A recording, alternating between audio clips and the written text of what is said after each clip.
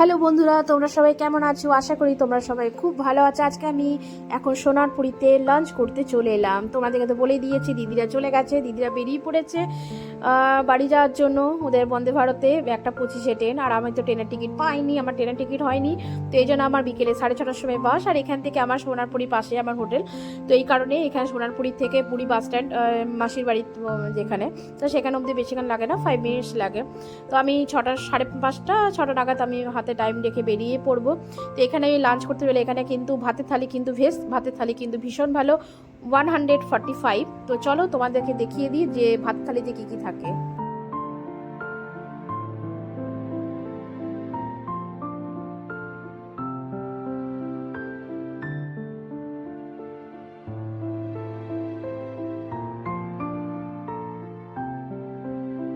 তো এই যে চলে এসেছে আমার ভেজ থালি। তো দেখে নেবো ভেজ থালিতে আমার কি কি আছে।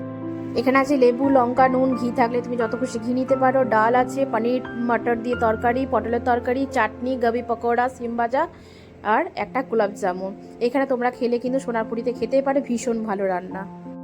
আমার লাঞ্চ করা হয়ে গেল। লাঞ্চ করে এখন আমি বেরিয়ে পড়লাম। সোনারপুরি পাশে, একদম পাশে আমার হোটেল। তো এখন হোটেল রুমে গিয়ে আমি কিছুক্ষণ একটু রেস্ট নেব। তো তারপরে রেডি প্রায় হয়ে গেছি, কারণ টলি ফলি সমস্ত কিছু আমি রেডি করে নিয়েছি। একটুখানি রেস্ট নিয়ে আর তারপরেই 5:30 নাগাদ আমি বেরিয়ে পড়বো। তো আমি এখন অল্প জাস্ট ভিডিওটা তোমাদের সাথে শেয়ার করছি, পুরো ভিডিওটা কিভাবে আমি 5 ডেজ আমি কিভাবে এনজয় করলাম, কিভাবে কাটিয়েছি, এত ভালো মোমেন্ট। তো সেটা দেখতে হলে কি তোমাদের সবাইকে চোখ রাখতে হবে। আর খুব শিগগিরই আমি আজকে রাতে, মানে রাত ঠিক নয়, সন্ধ্যেবেলাতে আমি বাসে চাপবো শ্যামলীতে। আর সকালে কালকে 6:30 AM আমি এসপ্ল্যানেডে আমি নেমে পড়বো। তো তারপরে বাড়িতে গিয়ে পরে আমি তোমাদের সাথে শেয়ার করব, কারণ ভিডিওটা এডিট করতে একটু টাইম লাগবে, তোমরা সেটা সবাই জানো। তো চলো, ভিডিওটা যদি ভালো লাগে অতি অবশ্যই লাইক, শেয়ার অ্যান্ড সাবস্ক্রাইব করে দিয়ে চলো, টাটা, বাই বাই। আর সত্যি কথা বলতে এখানে কিন্তু আসার আমার একদমই ঠিক ছিল না। তো সত্যিকারে বলতে জগন্নাথ দেবের আশীর্বাদে আমি এখানে আসতে পেরেছি। আমার একদমই জানতাম না যে আমি ছুটি পাবো কি পাবো না।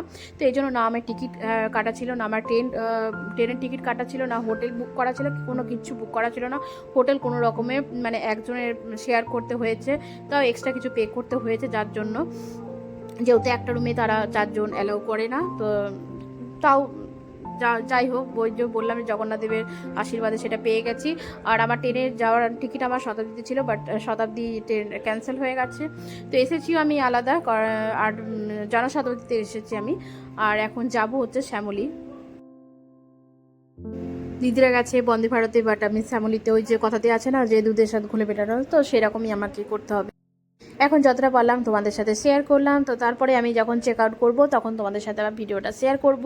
আজকে পুরো ভিডিওটা আমি দিতে পারছি না, যে বললাম যে বাড়িতে গিয়ে পুরো ভিডিওটা এডিট করে তোমাদের সাথে আমি শেয়ার করবো। তো যদি ভিডিওটা ভালো লেগে থাকে অতি বেশি লাইক, শেয়ার অ্যান্ড সাবস্ক্রাইব করে দিও। চলো, টাটা, বাই বাই।